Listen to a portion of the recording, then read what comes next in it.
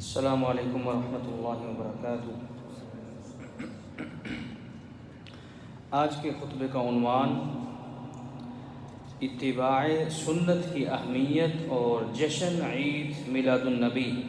الحمدللہ والصلاۃ والسلام علی رسول اللہ، اما بعد۔ تمام تعریفیں اللہ کے لیے ہیں، ہم اس کی تعریف بیان کرتے ہیں۔ جسے اللہ ہدایت عنایت کر دے اسے کوئی گمراہ نہیں کر سکتا، اور جسے وہ گمراہ کر دے اسے کوئی ہدایت نہیں دے سکتا۔ میں گواہی دیتا ہوں کہ اللہ کے سوا کوئی معبود برحق نہیں، وہ یکتا ہے، اس کا کوئی شریک نہیں۔ اور میں یہ بھی گواہی دیتا ہوں کہ محمد رسول اللہ صلی اللہ علیہ وسلم اللہ تعالیٰ کے بندے اور اس کے رسول ہیں۔ اللہ تعالیٰ آپ پر، آپ کی آل اور صحابہ کرام پر ڈھیروں درود و سلامتی نازل فرمائے۔ حمد و ثنا کے بعد اے مسلمانوں، اللہ سے ڈر جاؤ اور اس کی نعمتوں کا شکریہ ادا کرو کہ اس نے تم میں سے ایک رسول مبعوث فرمایا جو تم پر اس کی آیات تلاوت کرتا، تمہیں پاک صاف کرتا اور تمہیں کتاب و حکمت اور دانائی کی تعلیم دیتا ہے۔ اللہ تعالیٰ کی اس نعمت کو عملی جامہ اس طرح پہناؤ کہ نبی اکرم صلی اللہ علیہ وسلم کی سنت کی اتباع بجا لاؤ، ان کے بتائے ہوئے طریقے پر چلو، ان کی لائی ہوئی شریعت پر گامزن رہو، اور خواہشات و نفسیات کے مارے ہوئے لوگوں نے بدعات و منکرات ایجاد کر رکھی ہیں، ان سے کنارہ کشی اختیار کر لو۔ اے برادران اسلام،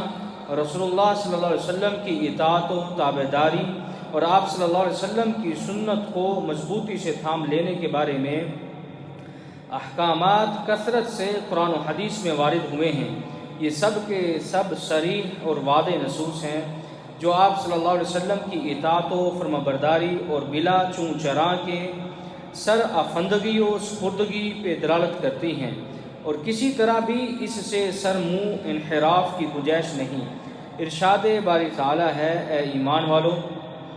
اللہ تعالیٰ کا اور اس کے رسول صلی اللہ علیہ وسلم کا کہنا مانو اور اس سے روگردانی نہ کرو حالانکہ تم سن رہے ہو۔ مزید فرمایا، اور اللہ اور اس کے رسول صلی اللہ علیہ وسلم کی فرمانبرداری کرو تاکہ تم پر رحم کیا جائے۔ اللہ تعالیٰ مزید فرماتے ہیں، اور تمہیں جو کچھ رسول دے لے لو، اور جس سے روک دے رک جاؤ۔ اللہ تعالیٰ مزید فرماتے ہیں کہ اے نبی کہہ دیجئے، اگر تم اللہ تعالیٰ سے محبت رکھتے ہو تو میری تابعداری کرو، خود اللہ تعالیٰ تم سے محبت کرے گا اور تمہارے گناہ بھی معاف فرما دے گا۔ پھر اللہ سبحانہ و تعالیٰ رسول اللہ صلی اللہ علیہ وسلم سے بدظنی اور آپ صلی اللہ علیہ وسلم کی شان عقیدت میں گستاخی کی ناعاقبت اندیشی سے ڈراتے ہیں، خواہ یہ گستاخی رسول اللہ صلی اللہ علیہ وسلم کی زندگی میں سرزد ہو یا آپ صلی اللہ علیہ وسلم کی وفات کے بعد۔ یہ ناعاقبت اندیشی اس طرح ہے کہ آپ کی سنت کو پس پشت ڈال کر کسی اور طریقے کو اولیت و فوقیت دی جائے، یا کسی سنت مطہرہ کی مخالفت کی جائے، یا آپ صلی اللہ علیہ وسلم کے ارشادات کے مقابلے میں عناد و تعصب برتا جائے، یا پھر دین میں بدعات کا دروازہ کھولا جائے اور اس کے فروغ کی کاوشیں کی جائیں۔ چنانچہ اللہ تعالیٰ کے ارشاد ہے، اے ایمان والو، اللہ اور اس کے رسول سے آگے نہ بڑھو اور اللہ سے ڈرتے رہا کرو، یقیناً اللہ تعالیٰ سننے جاننے والا ہے۔ اے ایمان والو، اپنی آوازیں نبی کی آواز سے بلند نہ کرو اور نہ اس سے اونچی آواز میں بات کرو جیسے ایک دوسرے سے کرتے ہو، کہیں ایسا نہ ہو کہ تمہارے اعمال عقارت ہو جائیں اور تمہیں خبر بھی نہ ہو۔ اسی طرح رسول اللہ صلی اللہ علیہ وسلم کا فرمان ہے، تم میں جو شخص زندہ رہا تو وہ بہت سارے اختلافات دیکھے گا، تو تم میری سنت اور خلفائے راشدین کی سنت کو مضبوطی سے تھام لو اور اپنے دانتوں سے اس پر گرفت مضبوط کر لو، اور دین میں نئی باتیں ایجاد کرنے سے بچو، کیونکہ ہر بدعت یعنی من گھڑت کام دین کے اندر یہ گمراہی ہے، اور ہر گمراہی جہنم کی طرف لے جانے والی ہے۔ اے برادران اسلام، کتاب و سنت کے ان دلائل کی روشنی میں یہ بات روز روشن کی طرح عیاں ہو جاتی ہے کہ مسلمانوں کو سنت نبوی سے وابستہ رہنے کا حکم دیا گیا ہے، اور دین میں نئی نئی باتیں جن کا اس دین سے کوئی تعلق نہیں ان کو اختیار و ایجاد کرنے سے منع کیا گیا ہے۔ یہی وجہ ہے کہ رسول اللہ صلی اللہ علیہ وسلم ہمیشہ اپنے خطبوں میں سنت پر گامزن رہنے اور بدعات سے پرہیز کرنے کی تلقین کیا کرتے تھے۔ آپ صلی اللہ علیہ وسلم نے اپنے ایک خطبے میں ارشاد فرمایا، سب سے بہترین بات اللہ کی کتاب ہے، اور سب سے بہترین طریقہ رسول اللہ صلی اللہ علیہ وسلم کا طریقہ ہے، اور سب سے بدترین کام دین کے اندر، دین اسلام کے اندر نئی نئی چیزوں کا اختراع ہے، اور ہر نئی بات گمراہی ہے۔ اے میرے دینی بھائیوں، جب دین و مذہب پر غریب اور اجنبیت طاری ہے، جب اس کے اعوان و انصار کی قلت ہو گئی، جب دشمنان دین کی تعداد فزوں تر ہو گئی، جب اہل ایمان و یقین تہی و دامن تہی و دست ہو گئے اور دین سے بیزار ہو کر گریز کی پناہ راہ اپنا لی، جب داعیان سوء اور ارباب بدعات و خرافات کی کثرت ہو گئی،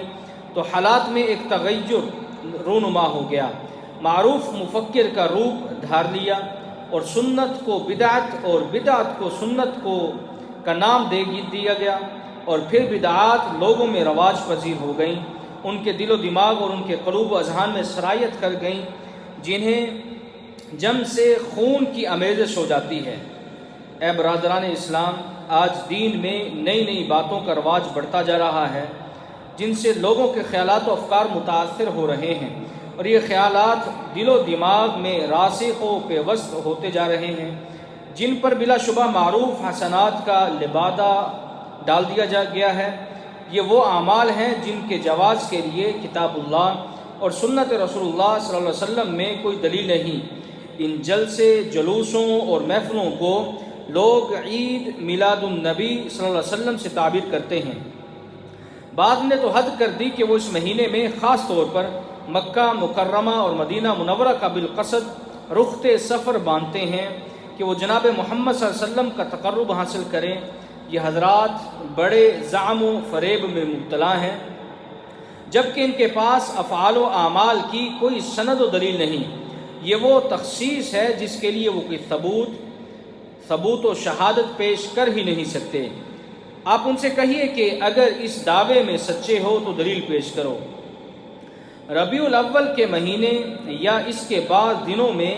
مجالس و محافل کے لیے خصوصیت سے اپنا لینا چند امور کی بنا پر شرعاً درست نہیں ہے۔ ان میں سے پہلا یہ ہے کہ یہ دین میں ایک نئی ایجاد ہے، اس لیے کہ یہ نہ تو خود رسول اللہ صلی اللہ علیہ وسلم کا عمل ہے، نہ ہی خلفائے راشدین، دیگر صحابہ کرام، تابعین، تبع تابعین کا، حتیٰ کہ پہلی صدی کے مسلمانوں میں سے کسی نے ایسا نہیں کیا۔ حالانکہ یہ حضرات سنت رسول صلی اللہ علیہ وسلم کے سب سے زیادہ پابند و شناسا تھے، اور آپ صلی اللہ علیہ وسلم کی محبت میں سب سے زیادہ سرشار، اور آپ صلی اللہ علیہ وسلم کی شریعت کے سب سے زیادہ تابعدار و فرمانبردار تھے۔ لہذا ہم بعد کے مسلمانوں کے لیے بھی اتنی ہی گنجائش ہے جس قدر گنجائش انہوں نے روا رکھی۔ اگر یہ عمل خیر کا باعث ہوتا تو وہ یقیناً اس میں ہم سے پہل کر چکے ہوتے۔ دوسری بات، جو آیات قرآنیہ اور احادیث آپ نے ابھی سماعت فرمائی ہیں، ان کی روشنی میں یہ بات ظاہر ہو چکی ہے کہ رسول اللہ صلی اللہ علیہ وسلم کی اطاعت واجب، آپ صلی اللہ علیہ وسلم کی سنت کی پیروی ضروری، اور ابتداء فی الدین یعنی دین کے اندر کوئی نیا کام، اس سے پرہیز و اجتناب لازمی ہے۔ تیسری بات یہ ہے کہ اللہ تبارک و تعالی نے دین کی تکمیل فرما دی ہے، اور اللہ کے رسول صلی اللہ علیہ وسلم نے من و عن یعنی جیسے شریعت نازل کی ویسے ہی اس پر عمل کرنا اور اس کو لوگوں تک رسول اللہ صلی اللہ علیہ وسلم پہنچا دیا ہے۔ اب میلاد النبی کے نام سے دین میں اختراع گویا اس بات کا اظہار ہے کہ اللہ تعالیٰ نے معاذ اللہ دین کی تکمیل نہیں فرمائی، اور اللہ کے رسول صلی اللہ علیہ وسلم نے پیغام الہی کی تبلیغ میں کوتاہی برتی، تاں کہ 6 صدی ہجری میں متاخرین اور ان کے بعد کچھ دوسرے لوگ پیدا ہوئے اور انہوں نے شریعت الہی میں اپنی طرف سے کچھ نئی چیزیں شامل کر لیں، حالانکہ ان کے پاس نہ کوئی دلیل ہے اور نہ کوئی ثبوت، اور نہ ہی احکام الہی کو ان کی بدعات سے کوئی واسطہ۔ بالائے ستم یہ کہ وہ اس خام خیالی میں مبتلا ہیں کہ یہ محافل تقرب اللہ کا ذریعہ ہیں۔ کیا اللہ تعالیٰ کی شان میں بے باکانہ اعتراض کی یہ جرت لا حاصل اور تبلیغ رسالت محمدی کی انتھک کوششوں کے آگے مجنونہ گستاخی نہیں؟ چوتھی بات یہ کہ اس طرح کی محفلوں اور اجتماعات کا انعقاد جاد و حق سے بغاوت کی علامت اور یہود و نصارہ کے اعیاد و مراسم کی نقل ہے، حالانکہ ہمیں اہل کتاب سے مشابہت اور ان کے طریقوں کی نقل سے روکا گیا ہے۔ پانچویں بات یہ ہے کہ شریعت کے اصول و قواعد اور دین کے اغراض و مقاصد اور مزاج و طبیعت ان بدعات و خرافات کا قلع کما کرتے ہیں۔ پھر جملہ اسلامی عبادات محض توفیقی ہیں، یعنی وہ اللہ کی طرف سے رہنمائی اور ہدایت پر ہی موقوف ہیں۔ اب کسی کے لیے جائز نہیں کہ وہ شریعت سازی کرنے کی جرات کرنے لگے۔ شریعت وہی ہے جو اللہ رب العزت اور اس کے رسول صلی اللہ علیہ وسلم سے ہمیں ملا ہے۔ اللہ تعالیٰ قرآن مجید میں فرماتے ہیں، کیا ان لوگوں کے ایسے شریک ہیں جنہوں نے ان کے لیے دین میں شریعت مقرر کی ہے جس کی اللہ تعالیٰ نے اجازت نہیں دی؟ جشن عید میلاد النبی کا معاملہ یہیں تک رک نہیں جاتا، بلکہ ان محفلوں میں منکرات کا ارتکاب ہوتا ہے اور اللہ کے ساتھ شرک کیا جاتا ہے، اور شریک باللہ سے بڑھ کر اور کوئی منکر کام ہو ہی نہیں سکتا، کیونکہ یہاں رسول اللہ صلی اللہ علیہ وسلم سے دعائیں مانگی اور ان سے حاجت روائی کی جاتی ہے، مشکل کشائی کی دہائی دی جاتی ہے، اور آپ صلی اللہ علیہ وسلم کی شان عقیدت میں ایسے نعتیہ قصائد پیش کیے جاتے ہیں جن کے ڈانٹے شرک و غلو سے جا ملتے ہیں۔ ان میں اختلاط کی گرم بازاری بھی ہوتی ہے، مال و دولت کا بے جا اسراف ہوتا ہے، ایک ہنگامہ شور و غوغا برپا ہوتا ہے، باوجود یہ کہ ربیع الاول کے جس مہینے میں سرور کائنات صلی اللہ علیہ وسلم ولادت باسعادت سے سرفراز ہوئے، بعینہ ہی اسی مہینے میں آپ صلی اللہ علیہ وسلم کی وفات بھی ہوئی، تو پھر حزن و ملال کو بالائے طاق رکھ کر مسرت و شادمانیوں کے نغمے الاپنا کہاں سے افضل و اعلیٰ اولا قرار پا گئے۔ الغرض ربیع الاول کی بعض راتوں کو ان محفلوں اور مجالس کے لیے مخصوص کرنا کوتاہ اندیشی اور مورخین کے مختلف اقوال کے ہوتے ہوئے خواہش پرستی کے مترادف ہے۔ اب جس نے بھی رسول اللہ صلی اللہ علیہ وسلم کا جشن میلاد النبی صلی اللہ علیہ وسلم منانے کے لیے کسی ایک رات کا تعین کیا تو وہ خود ذمہ دار ہے کہ وہ اس عمل پر دلیل پیش کرے، حالانکہ دلیل کے نام کی کوئی چیز ان کے پاس نہیں، اور دوسری طرف علماء اسلام جو اتباع سنت رسول اللہ صلی اللہ علیہ وسلم میں مشہور و معروف ہیں، ان کی کتابوں کا بیش بہا خزانہ اور ان کے اقوال کا گراں مایہ سرمایہ موجود ہے جو ان محفلوں کے خلاف دلیل کی حیثیت رکھتا ہے۔ شیخ الاسلام امام ابن تیمیہ رحمہ اللہ فرماتے ہیں، کسی بھی ایسے تہوار کو اپنانا جو شریعت کے مقرر کردہ عیدوں کے علاوہ ہے، جیسے ربیع الاول کی بعض راتوں کو اس غرض کے لیے مخصوص کر لینا کہ یہی میلاد النبی صلی اللہ علیہ وسلم کی رات ہے، تو یہ بدعت ہے، یعنی دین کے اندر نیا کام ہے جسے سلف صالحین نے پسند نہیں فرمایا اور نہ ہی عملاً کسی نے اس پر عمل فرمایا۔ مزید فرماتے ہیں، میلاد النبی صلی اللہ علیہ وسلم کو جشن و خوشی کے طور پر منانے کا رواج سلف صالحین میں نہیں رہا۔ اگر یہ خیر محض ہوتا یا راجح مسئلہ ہوتا تو ہم سے پہلے اس دعوت پر صحابہ اور بعد میں آنے والے نیک لوگ ضرور لبیک کہتے، کیونکہ وہ محبت رسول میں ہم سے کہیں زیادہ پیش اور آپ صلی اللہ علیہ وسلم کی تعظیم اور احترام کے ہم سے کہیں زیادہ دل دادا اور خیر و بھلائی کے کاموں میں ہم سے کہیں زیادہ خواہش مند تھے۔ مزید فرماتے ہیں، رہا مسئلہ عید میلاد النبی صلی اللہ علیہ وسلم کی محافل میں شرکت اور رقص و سرور اور گانے بجانے کا اور ان مجلسوں میں شمولیت اور عبادت کی طرح دلچسپی اختیار کرنے کا، تو ان کے منکرات ہونے میں صاحب علم و ایمان کو قطعاً شک و شبہ نہ ہوگا۔ یہ تو وہ منکرات و بدعات ہیں جن سے دور رہنے کی تلقین کی گئی ہے۔ اے برادران اسلام، 3 قسم کے لوگ ہیں جو اس طرح کے گمراہ کن اعمال میں دلچسپی کا مظاہرہ کرتے ہیں۔ نمبر 1 جاہل، نمبر 2 نادان، اور نمبر 3 تقلید کے متوالے، جو زبان حال سے یہ کہہ رہے ہوتے ہیں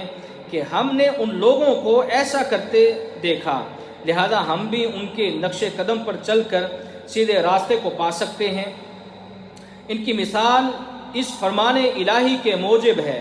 اللہ تعالیٰ قرآن مجید میں ارشاد فرماتے ہیں کہ وہ کہتے ہیں ہم نے اپنے آباء و اجداد کو اسی طریقے پہ پایا، لہذا ہم انہی کے نقوش کے پیروکار ہیں۔ مسلمانان گرامی، عید میلاد النبی منانے والے ہمارے مسلمان بھائی سنت پر عمل پیرا ہو جائیں اور ان محافل و مظاہر سے اجتناب کریں، کیونکہ ان سے اسلام کے رخ زیبا کی شکل بگڑ رہی ہے۔ اگر کوئی اب بھی دعوت و پکار پر لبیک نہیں کہتے، اگر کوئی اب بھی دعوت و پکار پر لبیک نہیں کہتے تو یہ سمجھ لیجئے کہ یہ خواہشات نفس کے بندے ہیں اور ہوس کے پیچھے لگے ہوئے ہیں۔ ایسے لوگوں کے لیے واضح طور پر فرمان موجود ہے۔ اللہ تعالیٰ فرماتے ہیں اس شخص سے زیادہ گمراہ کون ہو سکتا ہے؟ اس شخص سے زیادہ گمراہ کون ہو سکتا ہے جو اللہ تعالیٰ کی ہدایت کو چھوڑ کر محض اپنی خواہش کے پیچھے لگا ہوا ہو۔ بے شک اللہ تعالیٰ ایسے ظالموں کو ہدایت نہیں دیتا۔ اللہ تعالیٰ سے دعا ہے کہ وہ ہمیں سنت پر عمل پیرا ہونے کی توفیق عطا فرمائے اور قرآن و سنت کو ہمارے لیے مشعل راہ بنائے۔ وآخر دعوانا الحمدللہ رب العالمین۔